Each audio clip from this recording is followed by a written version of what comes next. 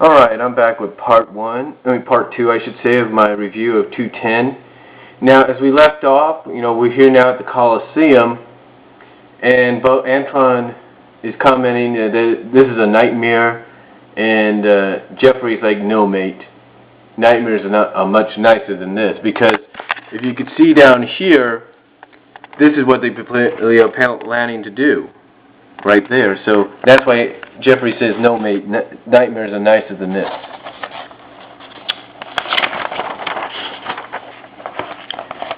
And then basically we go to a shot of, the Iron Queen and the Iron King, and basically the King's getting bored, saying, I'm getting sick and tired of waiting, and watching your retainer play Mad Doctor or whatever. And she's basically telling him, and he's just getting bored. He says if there's any mating going to happen, he wants to do it. But she has to tell him, no, she has to calm him down and say, patience. And she basically tells him to be patient, because she goes on to say that the reason for today's public legionizing is because she knows something is up. She knows for some reason that the rebels have been proving a little too successful. The strikes have been too precise, which in her mind, as you can see here, is telling herself, or basically tells her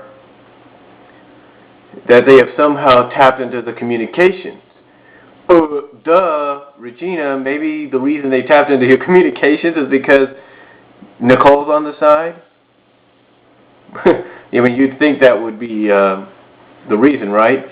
But anyway, she goes on to explain that. She goes on to explain that the reason they're doing this is because she knows the freedom fighters, the rebels, will not be able to ignore this, even if they have found a way to tap into the communications and be able to have these precision, almost like perfect like strikes against them. And June Khan basically acknowledges, so it is a trap, and she's like, right, it is, and that when they arrive, you can smash them and crush them to your heart's content. Okay, so anyway, we go to the start of what will be we go to what is known as the start of the legionizing. And basically the first person out of the pod is Rotor. And Snippy kind of looks at this like, you'll make a fine legionnaire.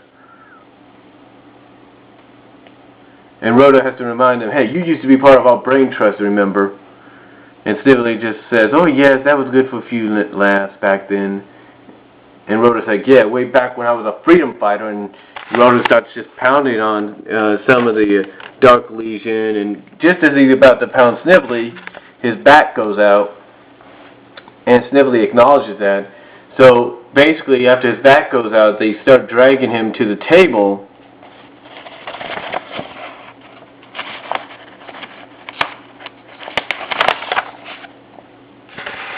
And this is they're doing that. Amy's like, okay, that's it, let's get him. And Jeffrey tries to talk her out of it, saying, hold on, they outnumber us, 30-1. We'd be better served if we, basically saying we'd be better served if we came up with a plan. Or something. And Amy's like, what? Go sneaking around like you do? They're going to ruin Rotor. And then Antoine basically says, do as you want, Commander. We're going to save our comrade.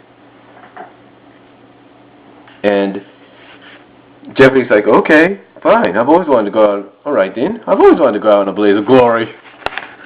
And then here you go. Big spectacular right there. And then, of course, Regina notices this and says, they're so pathetically predictable. Basically, she's still acting all cocky and everything, saying they're so pathetically predictable because just as she thought, here they come. And, of course, they basically do what they do. Amy destroys the table. Jeffrey's going after the Dark Legion and the bats who are trying to, blast him. Antoine frees the other prisoners, tell them to run for the exits, that they'll cover the escape. And if Jeffrey's beating down the Legion and the Bat Clan and all that, you know, he's basically saying to him, telling them, so you're the occupying forces? You're the one Sonic's lost to? You know, man, he's losing his touch. Hutch, I'll have to have a talk with him.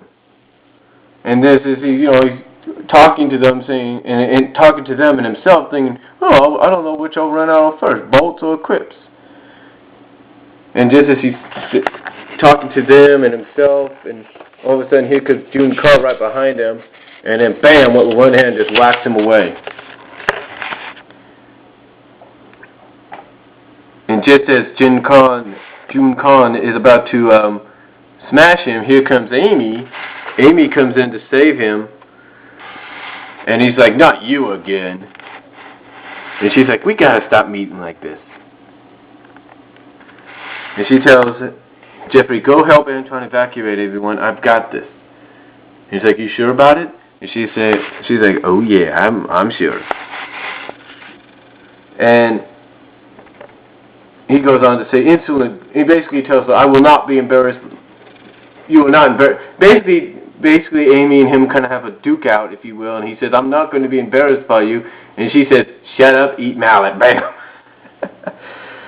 Anyway, Jeffrey's walking around because his head's still swimming a little bit, trying to, you know, focus again. He sees Antoine being attacked and says, hold on, Antoine, I'm coming. And then he sees the hands coming out of the ground, saying, where are they coming from? And then here's Regina saying, they're coming from me. So basically, to make this short, Regina is telling Jeffrey everything. He's basically telling him that since everything in the city is made up of nanites, with my techno magic, they are mine to command.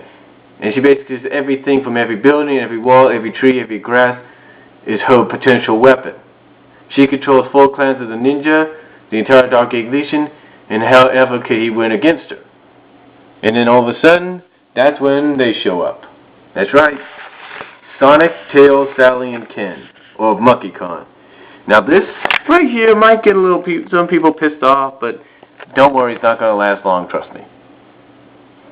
So anyway, Sonic, Tails, MK, and Sally show up, and Sonic's basically telling them, hey, yo, I'm Queen. I'm here to deliver your eviction notice. And that sets us up for 2/11 next month. So overall, this was a pretty good issue. And I'm sorry if I read a little bit from the book, you know, because I just got it, but, you know, I've read some of it already, so that's why I was able to explain mostly without having to do certain things, or say certain things. But anyway, issue 210 was actually a pretty good, like I said, set up to the final climax, to the final conclusion of this entire Iron Dominion story, which has been going on for, I guess, now about 12 months. A whole year, can you believe that? A whole year, this Iron Dominion story has been going on. But anyway,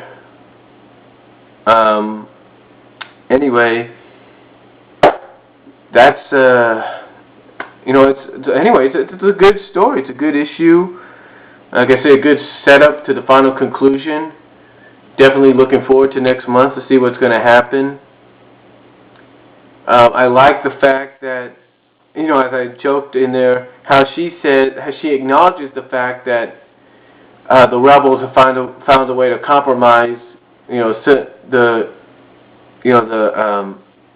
technology or the defenses and all that, when it should be obvious to her. Nicole is the reason why, but she doesn't see that.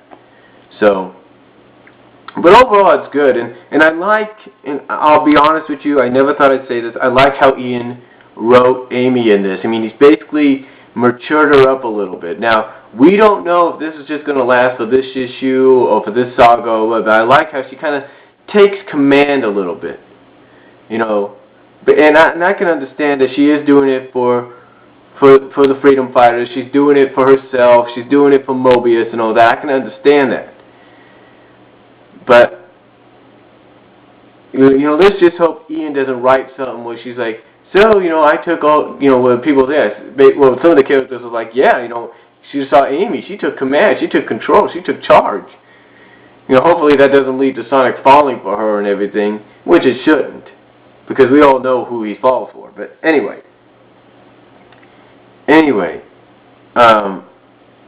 but yeah, gotta give Ian credit. Despite how you feel about the Amy Rose character in the comic books, he wrote her out to the point that she's like a true field commander.